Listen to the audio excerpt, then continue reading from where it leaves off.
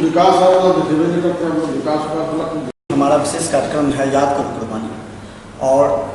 जहां हम लोग स्वतंत्रता दिवस पर केवल उन भावनाओं को याद करते हैं जिन्होंने हमें जीने की और स्वतंत्रता के रूप में बोलने का अधिकार दिया है। हमारे साथ दरभंगा जिले के प्रभारी मंत्री हैं महेश्वर हजारी जी। पिछली बार भी हमने इनको दिखाया था जो इन्होंने गणतंत्र दिवस पर कहा था कि संविधान की रक्षा करना कितना अहम है और सबों की अपनी भूमिका निभाना। आज याद करो कुर्बानी के अंतर्गत किस तरह उन भावनाओं को याद करना है जिन्होंने हमारे देश में जीने का अधिकार, बोलने का अधिकार दिया है। 15 अगस्त स्वतंत्रता दिवस के रूप में जिस तरह से मनाया जा रहा है, हमारे देश के एक एक महान विभूति जिस तरह से ने अपने जीवन का न्यौछावर करके और देश को आज़ादी दिलाने का काम किया। आज उसी का दिन है जो हम लोग भारतवासी जितने भी हैं आज इतना फ्रीडम है, इतनी स्वतंत्रता है कि अपनी अभिव्यक्ति हर मंच पर, हर जगह, हर विभाग में रख सकते हैं। यही आज़ादी हम लोग किस तरह से कायम रहे,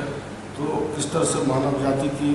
हर सभी को रक्षा की जाए, उनका जो संवैधानिक अधिकार है किस तरह से अधिकार दिलाया जाए,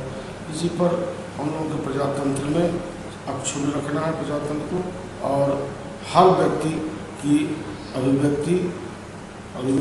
होनी चाहिए, ये हम लोगों के कर्तव्य बनता है। और इसी के आधार पर भारतीय संविधान भी बनी है और भारत के जितने भी जनप्रतिनिधि हैं इसकी रक्षा के लिए लड़ाई लड़ते रहते हैं और सभी का संवैधानिक अधिकार दिलाने के लिए भी हम लड़ाई लड़ने का।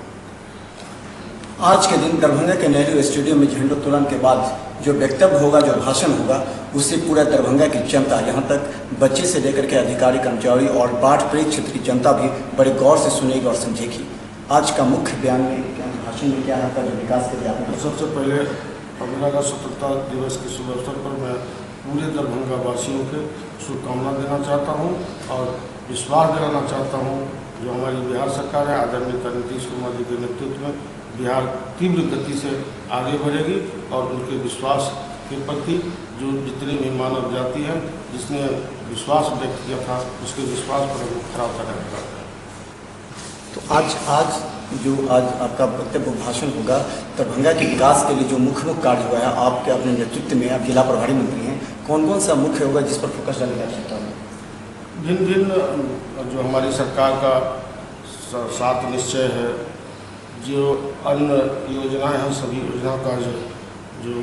भाषण होगा मेरा, उसमें पूरी विवरण के साथ उसमें बोलेंगे और वही